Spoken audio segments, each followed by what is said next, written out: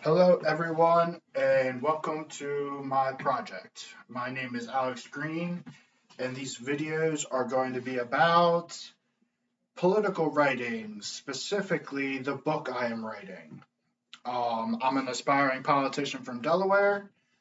I'm involved in local politics. I am the secretary for my representative district, delegate to the state convention here in Delaware. I've ran for the national convention. I've helped with our previous state representative campaign in my representative district. I'm helping with campaigns now. I've actually gotten the chance to lobby on Capitol Hill and have met most politicians in Delaware. I'm familiar with a lot of the state and state representatives and senators, as well as statewide positions. More about me, I'm 32. I graduated with a bachelor's in business in December. I'm a surveyor, land surveyor by occupation. I'm a certified survey technician 4. I run and maintain a small business. I participate in volunteer work. I'm a hospice volunteer, and the two main volunteer gigs that I do are hospice volunteer and educational programs in the city. I'm active in the church community, and I'm active with alcohol and addiction support systems, and I'm part of other fraternal brotherhoods and organizations. Now, these videos are going to be about my political studies. As I said, I'm an aspiring politician. So the first thing I wanted to go over is how this all started. It started with this notebook. I started writing down notes on politics just to learn more about the Constitution, foreign affairs, domestic government policy, public administration, you name it. And I handwrote 192 pages of handwritten notes on politics. And then after that, I kept going. I kept going for a while, and I have about 900 pages or so in these notebooks here.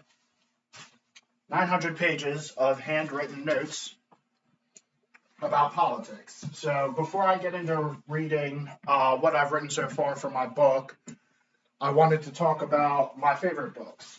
The book I'm writing is based on my two favorite books, which are Plato's The Republic and Thomas Hobbes' Leviathan. These are my two favorite books ever, both about political philosophy. And some other books that inspire me, I have a whole bunch here. Some I like, some I don't like, but things I've read in my studies. Noam Chomsky, Who Rules the World. Machiavelli, A Very Short Introduction. This is a big one, Reading the American Past. This has speeches up until the Civil War, the end of the Civil War and the end of Reconstruction. Utilitarianism by John Stuart Mill. That's a really good one. Liberalism, A Very Short Introduction. The Communist Manifesto. Not a fan. Machiavelli, The Prince. If you ever want to take over Italy, this is the book for you. Love this one, Jean-Jacques Rousseau's The Social Contract. If you're conservative-minded, which we're going to get into whether, I am a Democrat, but I am open-minded and a very moderate Democrat, and often raise my hand and yell at other Democrats about how too Democrat they are being. Anyway, populism, that's a popular one that I like, no pun intended. Conscience of a Conservative by Barry Goldwater. Some of these are more influential in my writings than others. The Essentials of Marcus Aurelius. Edmund Burke, Selected Writings and Speeches. The Federalist and Anti-Federalist. You'll see in my writings that I write a lot about the Constitution. You can actually see it right here. This is the Constitution, and this is the Constitutional Convention. The People's History of the United States by Howard Zinn. That's a common one.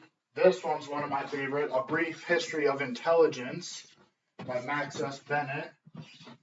The World Views by Deepak Chopra and Leonard Lodano, or however you say his last name.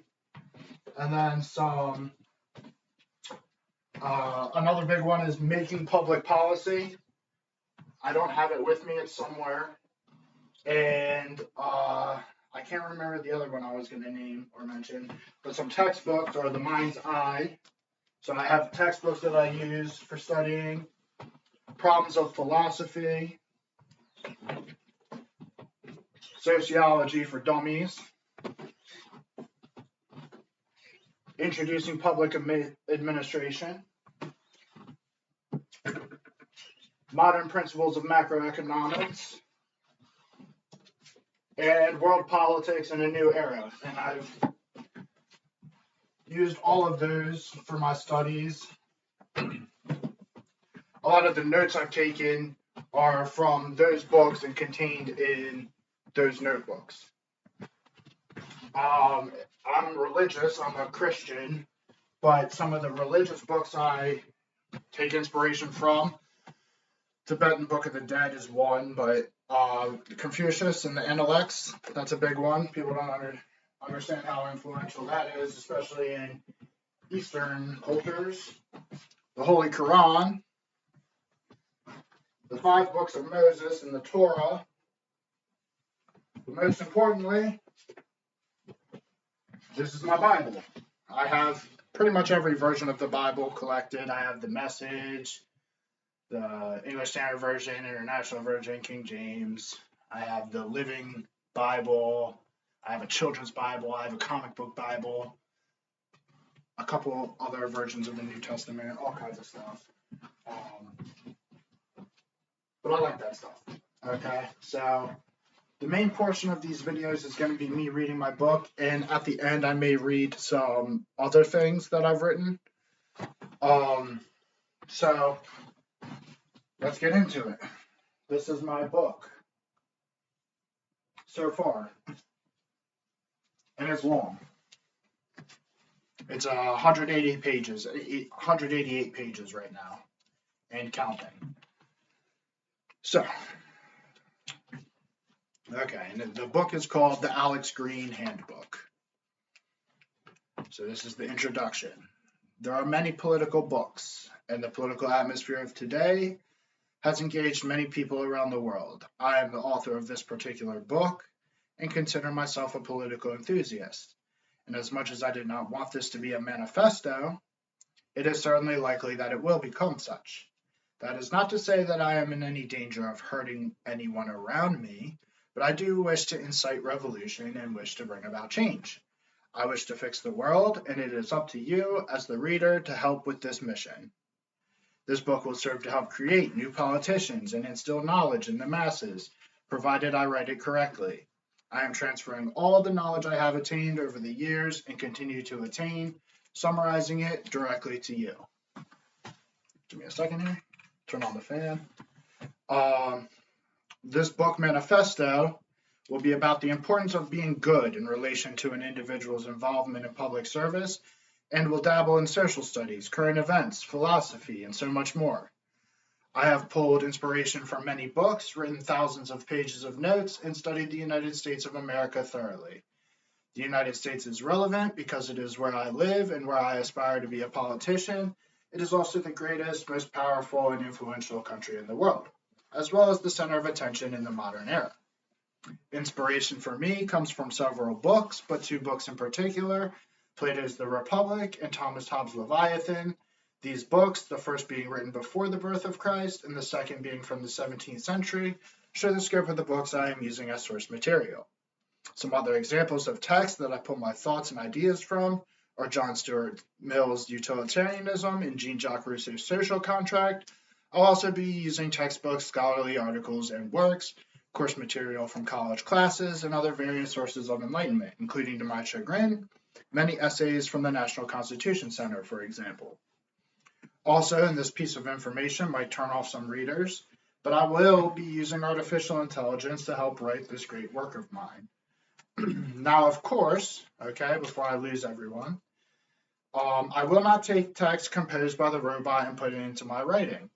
However, I will be using it to provide prompts to help streamline the flow of information. For example, a prompt I have asked in the past and the text I personally produced in response would look something like, please give me 3 essay questions revolving around current political affairs, and then my essays would follow. As well, the array of information that I am going to produce spans a wide range of subjects. It will be broken down into 3 parts or books, each of which will be broken down into chapters, and further broken down into sections, and so on.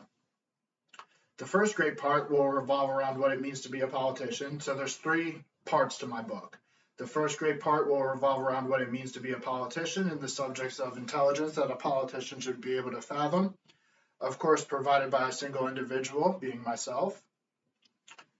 This will include chapters and revelations revolving around being a politician, government in general, spiritual information, artificial intelligence, business, industry, and commerce, science, charity, and finally philosophy. Again, all of these will be broken down into sections with my opinions and relevant information provided, all in an attempt to settle what is good and right. The second great part will be my interpretations of great political and philosophical works from throughout history. I will discuss the likes of John Stuart Mill, Jean-Jacques Rousseau, Edmund Burke, John Locke, Chomsky, and Zinn, plus many more, and will refer to their writings as such. Other writings I will discuss include the Communist Manifesto, the Federalist and Anti-Federalist Papers, the Conscience of a Conservative, Liberalism, a very short introduction, Populism, The Prince, and the Essentials of Marcus Aurelius, just to name a few. The third great part will be about the United States of America and the Constitution specifically. I've done much research on constitutional interpretation thanks to the lengthy amount of subject matter provided by the National Constitution Center, and such comes from a great many sources. I will go through the original Constitution and all of the amendments, talking about all the complexities and nuances. Likely, each of the articles and each of the amendments will be their own chapter, with matters of debate and interpretation being presented in sections in like fashion as the Constitution Center provides. It is also important to note that throughout the whole of this work of art, meaning this book, I will not refer to myself in the first person, but rather refer to myself as the author. I prefer to write this way and feel that it is the best path forward in this literary discourse. In trying to determine what is good and right in political philosophy, we must look into our own opinions. Some people have conservative views and think that is good. Some people have liberal views and believe that to be good. But all of this revolves around subjectivity, and it is well known that politics is a subjective study with no correct objective solution. It is difficult thus to perfectly describe what good is, and many philosophers and scholars have sought to do so, and are continuing that pursuit. We will dive into such things organically in the sections on philosophy and throughout the whole of this book. The whole idea of the book is the importance of pursuing what is good in politics. I'm hoping to follow in the footsteps of great philosophers such as the before mentioned Plato and Hobbes, and further I'm striving to describe the perfect structure of societal organization, like many other politicians do. In Plato's The Republic, he argues for a society to be ruled by created politicians who are literally bred to be leaders through rigorous education of the mind and body, an interesting and tempting thought. Philosopher kings are meant to lead the people, he argues, and his cohort of guardians or trained politicians is similar to the great sovereign described by Hobbes, who has a divine right to rule in a proposed theocratic monarchy. This supreme sovereign or body that comprises a sovereign necessitates and dictates totalitarian control. And from current affairs, it may seem that many governments are reverting to such governmental structures. Throughout this text, we will describe and define the legislative, judicial, and executive functions, and in like fashion as such, I will pursue revelations and epiphanies or grandiose ideas that are of my own opinion on such topics. But I will also discuss God, more specifically the God of Abraham, as well as Hindu deities and Buddhist teachings. I will discuss the history of computers and technology as they relate to scientific progression toward artificial intelligence and its inference and impact on the globe, applications of business, and various other subjects of study, such as physics and chemistry, will be mentioned, all elaborating on my own, the author's knowledge. One thing I want to mention is that the book is not done. at all. It's about 30% complete. So some of this is patchwork, some of it doesn't jive fluently, but or fluidly,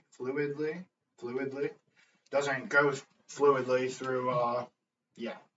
So why such a vast array of diverse subject matter? Okay, because the importance of good changes over time in liberal progressive fashion, such as through globalization resulting from technological advancement, and because good is also rooted in conservative understandings about religion, philosophy, and science and great works.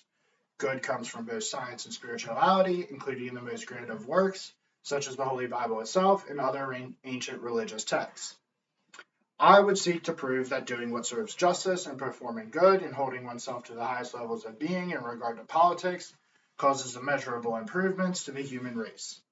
I, the author, have been completely enthralled in every aspect of knowledge, but most specifically social studies and political affairs, and thus have devoted my entire life to politics, whether directly or in a roundabout fashion. And am determined to create a relatable book that will help spearhead and launch my political career. These are lofty goals, of course, and depend on you, the reader. Persons who wish to better themselves as well as humanity will read this piece of writing. Aspiring politicians, opinionated observers, and common people alike. The author, I, am targeting specifically politicians in the United States and abroad, but I believe all will derive profound understanding from reading what I have produced. And importantly, I want the reader to continue to be mindful of what is right and good in their lives and the lives of others in any regard. But for politicians, bearing in mind both higher-ups and constituents, the author would like all to feel that a higher purpose is attainable and that openness to living virtuously is synonymous with doing good. By the end of this book, the reader should have a thorough understanding of the author and his mindset, but also be able to articulate moral and ethical implications, arguments, quandaries, and both subjective and objective realities in the individual's everyday life and the institutions they comprise and are governed by. Some other things that the author of this manifesto will describe are worldly affairs, things that concern all nations throughout the history of time. I know history very well, and it pertains to my claim that the author myself is a political enthusiast. Without review, I can name almost every country and describe its government to a satisfactory extent. I'm familiar with navigating history, such things as ancient Greece, Persia, Asia, Mesopotamia, Native America, and so on, as well as the medieval times and the various Dark Ages, the various Holy Roman Empires as understood by me, and things such as the French Revolution and mercantilism, the Maratha Confederacy, and the East Indies Trading Company. So much knowledge that it is difficult to reconcile into a book, let alone this introduction. A lot is being thrown at the reader right now, so let's pause and reflect on where we are in history. It is the 21st century, and technology has progressed greatly over recent years. 2,000 years ago, Jesus Christ lived and died. 700 years later, Muhammad conquered the Middle East through the Word of God. Fast forward another 700 years, and the Europeans began settling the Western Hemisphere in the Americas. This was only 600 years ago, and if you split that in half, it is about the time the United States of America was founded. Now, while acknowledging the past 2,000 years since the life of Jesus Christ, we can observe the time before Christ, approximately 3,000 years of recorded history of ancient times. This totals about 5,000 years of human history, all of which will be touched upon in this book, culminating in the modern era of political thought and the author's current pursuit of identifying a political path toward what is good and right. How do I, the author, invent novel ideas about what is good and right, or add new ideas to subjects that have been well discussed by specialized individuals? By this literary discourse. How do I, the author, incite the will for revolution in the hearts and minds of the readers in order to instill myself as the grand leader of the world as we know it? I don't.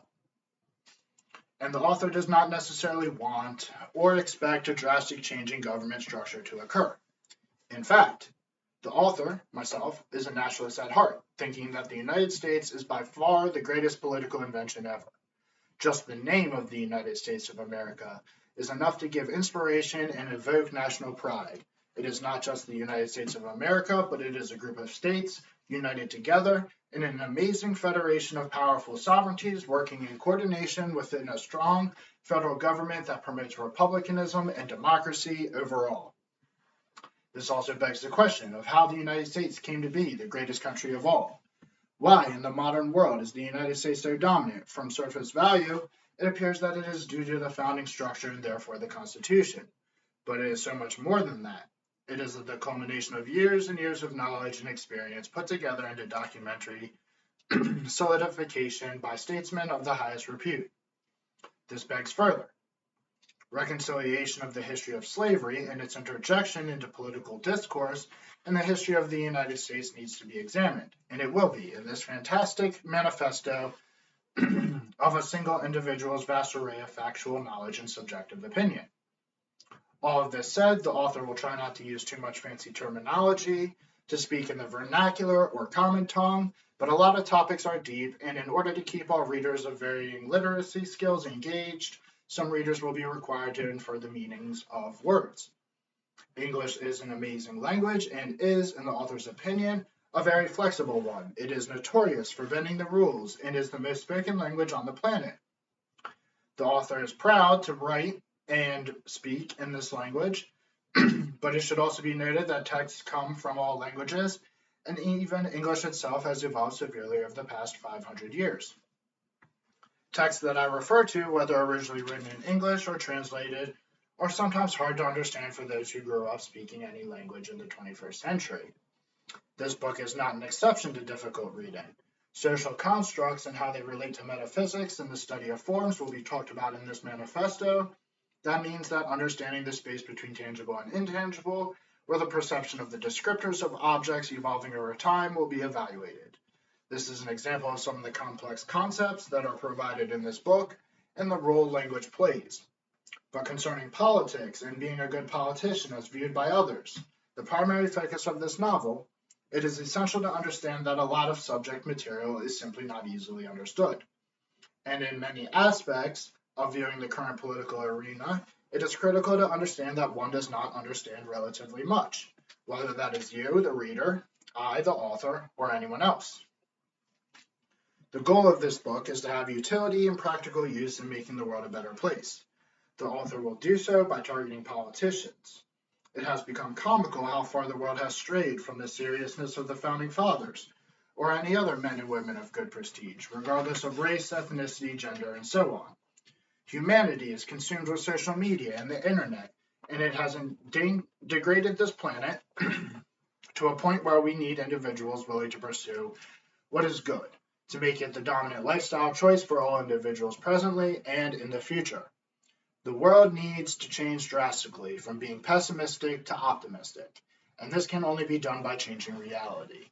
As stated, social media and the internet have degraded society, but this is mostly because it projects and exaggerates the general substance of what individuals promote through streamlined communication avenues. Recorded videos of degrading acts in the comment sections perpetuate a negative atmosphere that is truly worsening life for everyone. This requires individuals, such as the author of this book and the reader, to promote the idea that being good is not only more justifiable, but also more hardcore, difficult, and respectable than doing the opposite. Where do we receive our consciousness of good versus bad? Not only does it come from inherent understandings that all individuals are born with, but it is balanced with what we learn and experience. How much so is another question to ask, and all of this will be investigated in the following pages, parts, and sections. The revolution previously mentioned and herein described comes about through scholarly study and grassroots activism. Individuals from around the world, starting with those reading this, must evaluate for themselves the political means that reach closest to what is good. As mentioned, social constructs are of importance, and thus people of all diversities can take part in the discourse evoked from this one. All individuals should be ready for the future, which is only going to accelerate in dramatic circumstances to encompass all facets of life. This pertains to artificial intelligence, the expansion of computers and the internet, and therefore global communication through social media and other technologies, such as virtual reality and more. All facets of business will be affected, and the world must remember the gravity of the situation in relation to the political spectrums. Politics and philosophy have to keep up with these changes and challenges, and it is of the utmost concern that politicians are well trained and informed. So it is strongly encouraged that they read this book and all the books and works described within. Finally, we must adhere to openness and realize this is the perspective and opinion of the author based upon his subjective and objective realities. Welcome to the Alex Green Handbook. Give me a second here. Okay. So the definition of a politician. That was the introduction to my book. The first chapter is called Definition of a Politician. Civilization is where society progresses and people live in sophisticated coordination with one another to keep themselves safe, happy, and able to progress. Within a civilization, people live together and inherently they argue amongst themselves, so that disagreements need to be reconciled. This is where politics comes in its most basic form, it is how groups of people, regardless of how large or small, or in what context, resolve and mediate problems to find solutions for everyone in the group, whether all are satisfied or not. In larger and in modern societies, politicians are leaders who thrive on ruling and maintaining order, and typically practice interacting with constituents and leaders of other groups. The structure of a political system develops over time, and this determines how leaders are selected and how they are able to operate from their given or obtained position. Political structures, the form of government presented or instilled, are just part of politics, ranging from monarchies with a king or queen to democracies where voters rule, or some other form of despotism with a totalitarian leader, such as a dictator. All forms of government are legitimate, however, and all can be successful. Today, almost every nation is a democratic republic, which is common knowledge, and there are great arguments for why this is the best form of government. A government where voters elect representatives to create and maintain laws as well as execute them administratively seems a fair and justifiable approach to governing, especially when there is a judicial function to review the other functions. It gets even more complex, though, and in the most basic sense, although politics originally thrived in small groups of tribes of farmers or mid-sized kingdoms, it has evolved over thousands of years to become and encompass massive conglomerations of social hierarchies that dominate all aspects of life, from private to public.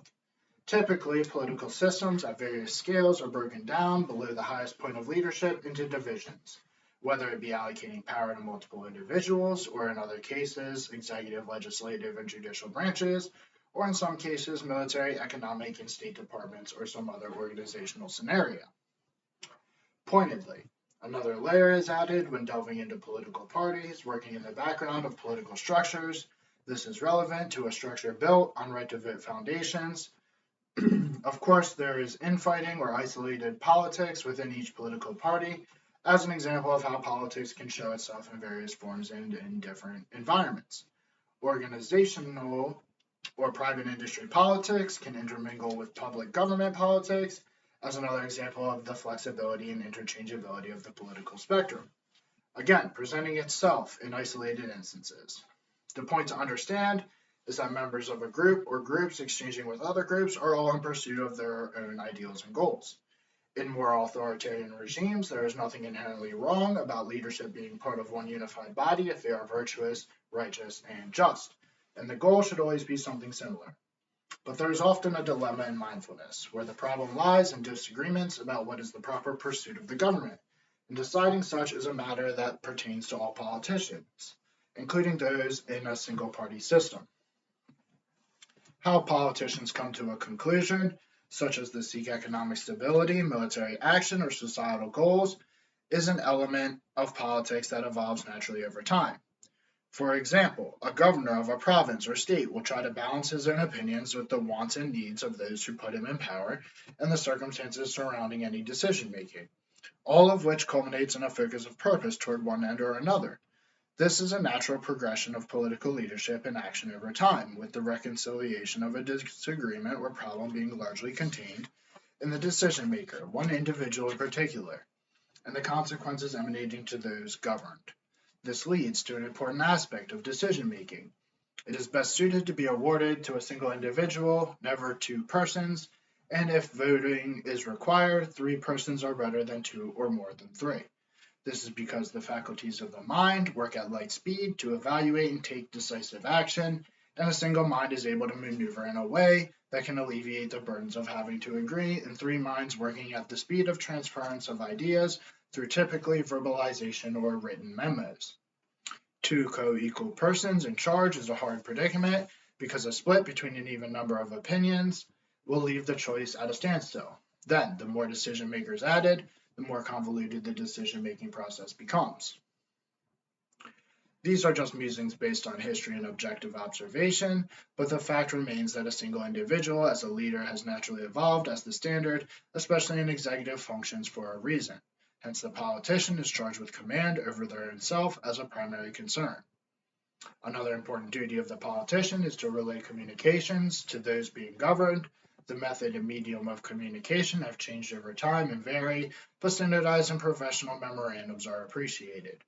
Propaganda comes in many forms, though, things such as strategic communication endeavors, incorporating advertising, journalism, and public relations campaigns, play the prominent role in disseminating information. Speeches and speakers, whether it be the politicians themselves or a proxy, can be useful in dispersing material knowledge. The pursuit of what is right or good, as it has been explained so far, is almost always the pursuit of an individual, and politicians often use morals to strive for outcomes. These morals may differ from those of others, which summarizes politics generally. A politician is not limited to being a person in charge of others or charged with administrative duties, but also someone who simply participates in politics. Someone who stands on a soapbox and yells a bunch of political slurs may even be deemed to practice the art of politics. This is something the author of this text admires very much. Grassroots activism and activists are unable to be copied in their essentiality to the progression of political talk and action. The products of grassroots movements are what move the wheels of leaders up the board and is undertaken by constituents who can amplify their voice greatly by simple maneuvering. In fact, in today's world, with computers, the internet, and social media, the term influencer is understood in that they are able to influence and exert influence to a large degree and magnitude.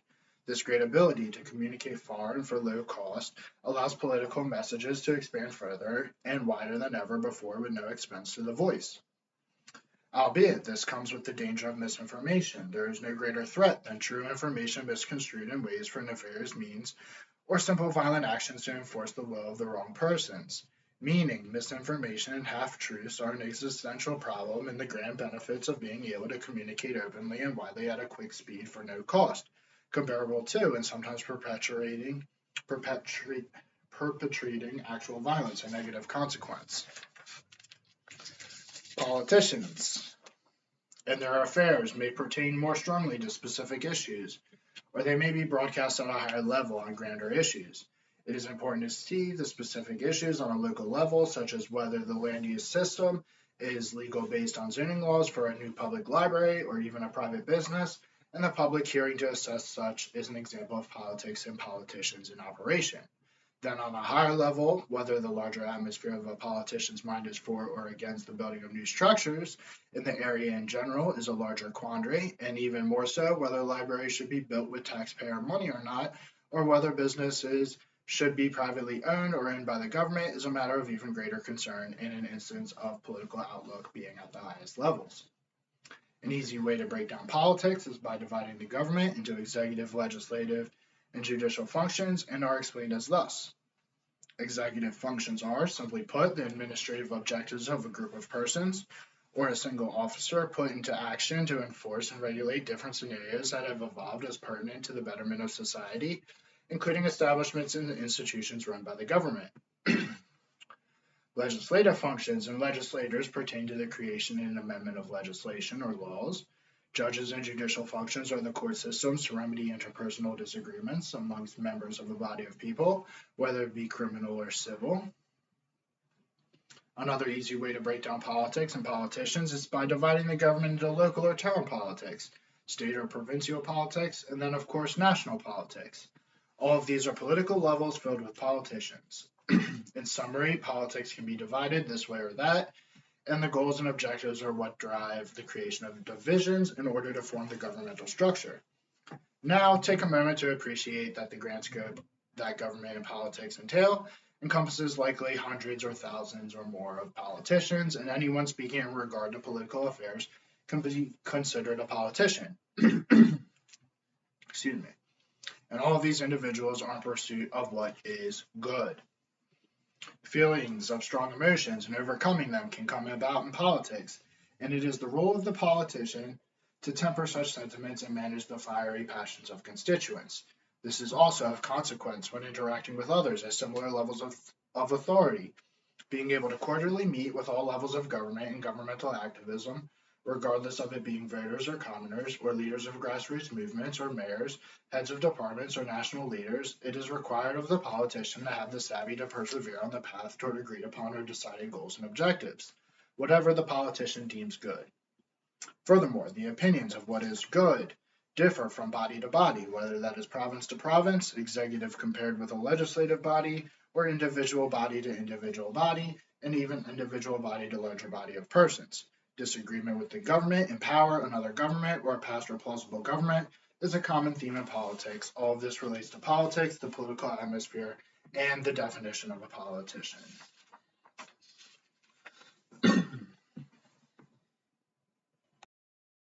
So the first part was definition of a politician. This is the second chapter, which is knowledge of the politician. In like fashion as the earlier described guardians of Plato's The Republic, politicians need to have sufficient knowledge to perform their duties, and it is extremely encouraged for them to continuously seek more knowledge. Experience, of course, is essential, but knowledge is even more so, and general education is the foundation.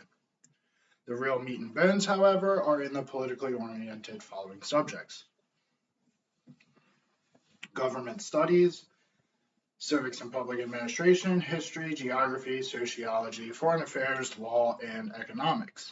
All of these encompass the broader understanding of what is called social studies. A politician has a multitude of daily and lifelong duties that they are responsible for, and a primary one is being able to manifest information from the depths of their mind to solve problems and guide those around them toward positive end results. Also required is being able to critically think about and understand the information in those results, and further their implications. On a side note, staying up to date on current affairs and news, both local and national, is pertinent to the knowledge of a politician, and having substantial training in social studies allows for interpretations and meaningful incorporation of the facts and opinions of others to be used to further society in a better direction. Although whatever subject matter the politician may have consumed in their collegiate endeavors, or any advanced knowledge of things such as mathematics, computers, other liberal arts, or business, or any other industry is useful, and some of those things will be touched on in later chapters, it is the consideration of social studies that is the moral fiber and determinant of the political careers of those in charge. Government studies is the study of government on a constitutional scale, where everything that lies within the organizational structure of the entire government is a component and a mechanism for the management of a civilization or society. This can be externalized in how representatives and those in charge interact with constituents and regular people, or how the government interacts with businesses and collects taxes, or it can be how one government interacts with a subsidiary government or a foreign state. All of this is governmental studies, and it is an essential part of social studies.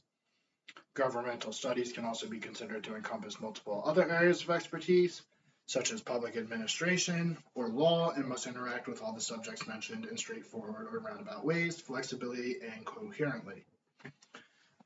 Civics and public administration are similar to governmental studies, but more localized and focused on the administrative duties of bodies that fall under the overarching government, specifically the bureaucracy of society. A bureaucracy is all the officials working for the executive functions of a governmental body, and the rest of the in-house workings within or associated with any and all institutions that serve the public and are funded by the government. A bureaucracy can have many different roles and responsibilities, ranging from administering military pay to regulating environmental concerns to collecting market data for economic policy. It is usually visualized as an assortment of office buildings spread around with mundane workers shuffling papers, but it is actually an intricate system that develops over time throughout the history of a government.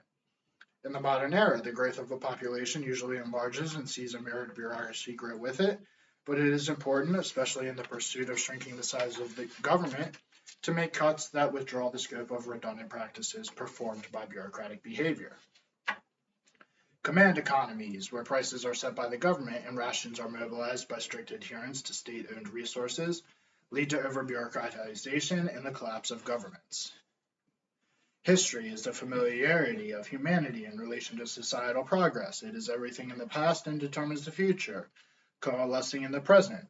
Again, like governmental studies, it interacts and includes a broad range of subjects from military history to fashion history to theology. It also includes territorial exchanges and expansions, movement of people and ideas, and the stories and relationships of every person who experienced anything throughout all of time. History is measured in time, but it is also measured in works of art, movies, writing, monuments, textbooks, verbal orations, and so much more. It progresses with the politician during their tenure, and the politician is entrusted with the authority to direct the president in a way that produces good and previous good deeds and exercises and converts previous bad experiences into positive outcomes. Geography is fundamental to both domestic and foreign affairs and is divided into two other categories as well: physical geography and political geography. Leadership must be familiar with their place of representation and authority, as well as how to mitigate hardships within their own jurisdiction, and the primary means of which is visitation or excessive familiarization within such an area, communicating with important facilities, establishments, and institutions. Thus also visitation to and familiarization with foreign areas requires similar passions for understanding alternative cultures and customs, all in the name of seeking the best mediation of political bodies interacting with other political bodies and the philosophies of them for what is good and right amongst all members of the process. The man-made boundaries are similarly important to the physically existing structures and terrain of an area, and these man-made boundaries are what house the cultural identities of populations. Understanding the previously mentioned government, civics, and history of all areas is the best option for maneuvering toward progress or mediating disputes.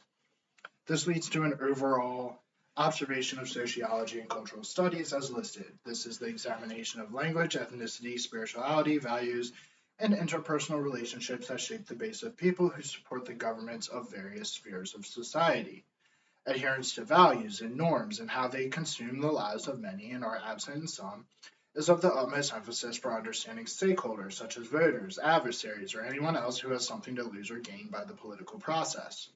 Respect for others comes to the forefront when sociology and cultural studies are brought about, and openness to other ethnicities, views on issues, religions, or adherence to strange living standards is all up to the politician to muster regardless of how difficult. For example, it is not allowable to be closed-minded to think that another group is inherently inferior, but it is morally sensible to think that one's own norms or values are superior. The trouble lies in determining objective fact and the separation of such from subjective opinion. Foreign affairs is encompassed widely by the two previously mentioned subjects of geography and cultural studies. Being able to navigate foreign governments or groups of people in a political arena includes exchanging wealth, information, resources, both tangible and intangible, with all other matters coming into play. One interesting and critical point to understand is that when it comes to foreign affairs, the world is in a state of anarchy with various factions, associations, and bands of people all vying for the most they can receive. Working together with other nations or other sovereign areas and the dignitaries that accompany them is essential for the masterful approach to politicking. Law is the history of the judiciary and enactments of public rules and regulations for the progression and betterment of society to protect life, liberty, and happiness, as well as to prevent damaging practices that harm individuals. Much of this book will revolve around legislative and judicial functions, and legal codes are foundations followed by all members of society and enforced by executive functions. And finally, economics is the interaction of wealth and resources with individual collective prosperity. It can be divided into macroeconomic and microeconomic policy. Common knowledge tells that macroeconomics includes the study of recessions, depressions, and inflation, for example, and their interaction with the government or the people at large. And microeconomics is the result of government policies on small businesses and individual corporations' financial interactions and interests, determined largely by supply and demand and the involvement of personal finance for individuals, all of which, both macro and micro, includes implications revolving around tax policy and so on. A general rule of thumb is that higher taxes shrink the economy while lowering them induces more spending and purchasing, enlarging the same. Much of the modern discussion of economics, especially in the United States, but also around the world, is about trade and budget surpluses and deficits. The United States, for example, has a trade deficit, which means it is importing more goods than exporting, so buying more things than selling, and it is also borrowing money to fund the government. It owes trillions of dollars and keeps expanding the budget. The government is simply spending more than it is making through collecting taxes or any form of revenue gathering. However, this is very common around the world, and it is the citizens, both domestic and foreign, as well as bank institutions and governments, that own this debt, making the whole system convoluted. Another point to make is that interest rates largely control the economy. This relates to bonds from the government. If an individual purchases a bond, they own a stake in the government, and the government must pay back the bond with interest. Think of bonds as lending money to the government and the interest rates as incentives for buying and selling them. Further expansion on and explanation of economic policy will be given in later sections of this book, as well as all of this subject matter in like fashion as the reader's journey through the knowledge of the author progresses. All of these areas of emphasis and study for the politician are tools to be used towards solving situations in a manner that moves towards what is right and good. Thus, these are the broad areas of study that a knowledgeable politician should always seek to have proficiency in. More specific areas of expertise are also required of politicians on committees, and the hiring and advice of professionals is always encouraged. The author of this text would like to take a moment to explain something from their personal life in which they attended college for the first time. Upon arriving at campus, it was the simple epiphany that humanity was divine, and religiosity was brought upon the author, transitioning them from an agnostic skeptic to a believer in God, as was understood by the author at the time. It was the enormous campus infrastructure that attracted hundreds and thousands of scholars and professionals into beautiful buildings decorated with picturesque yet typical giant arches and pillars. It was the students moving about in pursuit of higher education and the collection of the most brilliant minds in the area. There are no other animals or beings like humans that possess the faculties of the mind to create universities that impart learning into subjects to the masses. The university, a gathering of colleges and an organized machine of learning, was all it took to convert an agnostic into a believer. Everyone should be afforded the opportunity to exercise higher intellectual senses, gather information and knowledge in a structured format. That is not to say that public universities should be promised to all youth or not, but it is essential for all individuals to capitalize on a chance to go to college, especially a politician. Of course, an alternative would be self-learning, and hopefully books such as this one are a first step in the right direction. But having the resources and immersion of higher education produces a confidence of the mind to critically think and delve deep into important topics, such as the ones mentioned, while also getting foundational knowledge in the sciences and pursuing a specialized interest. Later chapters will explore more subject matter and explain the importance of the sciences, but even ancient Greeks were consumed with enlightenment and proficiency, or at least awareness, of the previous subjects mentioned thousands of years ago. Okay, now the next chapter is going to be about self-improvement and self-help. The best people are those who can help themselves and are always seeking to improve. This includes mentally, physically, emotionally, and spiritually keeping oneself to the premium version. The previous section covered a lot of factual information, but being mentally prepared to be a politician who chases righteousness, fairness, and justice, it is also of the utmost importance to take care of one's basic mental health, and that is essential to maintaining well-being. Then emotional care must follow, and afterward physical fitness, and then bringing all of these components together, spiritual actualization and enhancement must be realized. However, everyone should be aware that all of these parts of the person, mental, physical, emotional, and spiritual, interact with each other and elicit responses from one another in ways that are unambiguous and not necessarily understood by the individual who experiences them or science at large. Simply reading this book will improve mental well-being, as far as stimulating the consciousness with information, but mental health is so much more than an intelligence quotient. Being of sound mind encompasses being able to discern information in an unbiased manner, direct the mind, read one's own consciousness, and incorporate strategies to lead the rest of the self. A primary concern of mental health regards being stable-minded in situations that trigger a response and making sure the response to mental stimuli is acceptable for the situation at hand. There are many coping and behavior strategies, such as breathing and other dialectical behavior therapies, but one of the focuses for the sake of this reading will be to pause and reevaluate. This means accepting that there is a situation at hand that emotions are going to be triggered by the mind and that actions need to be taken both within the mind and in the physical world. In such a scenario, the tool to be used is to pause, examine what is happening, decide upon a course of action, then execute that action. Doing so with self-reflection and patience will always provide better results than responding in cases impulsively. Being able to respond to instances of stress is a critical skill in politics, and being able to consciously navigate mental hardships is a way to produce positive experiences. The more practice one has with pausing and reevaluating, the more profound their etiquette will be in common interactions and major decision-making scenarios. Next, being physically healthy is pertinent to the politician. Not only does a good physique go a long way in the current political atmosphere of superficiality and public appearances, but it also provides benefits to the brain as well as confidence to the individual. Regular physical activity and exercise, as well as good hygiene and scheduled doctor's visits, and all of those things any other physically fit individual would do are necessary. There is tons of literature on the benefits of a workout routine and eating healthily that the reader should have common knowledge of how to stay physically fit and the importance of doing so.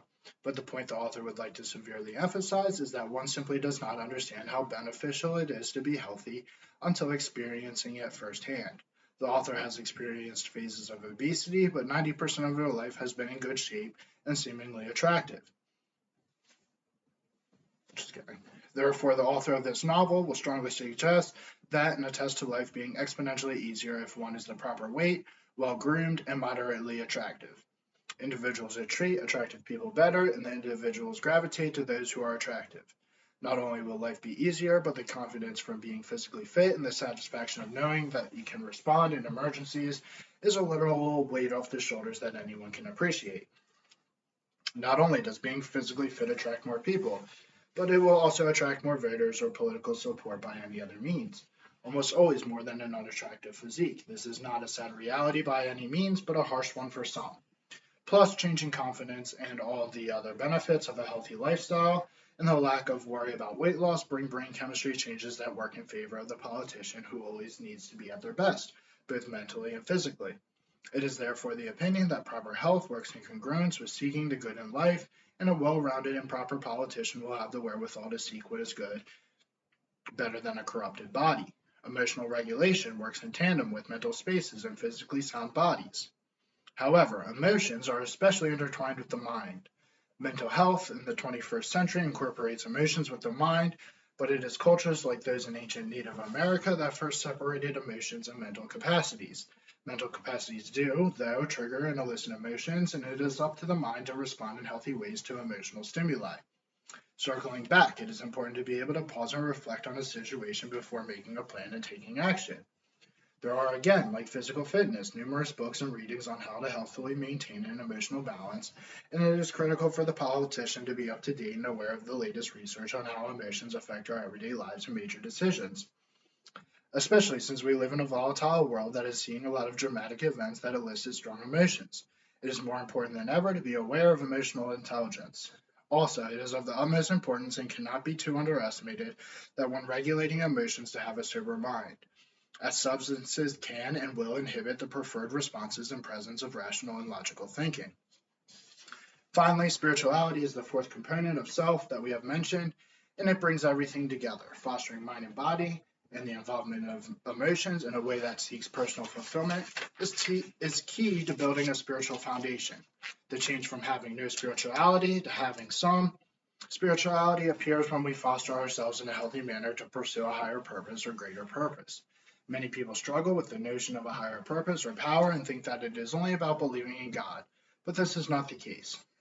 Simply being able to muster the courage to help others and lead by example are paths towards spiritual fulfillment and the realization that every individual plays a part in and exists in a particular place and time.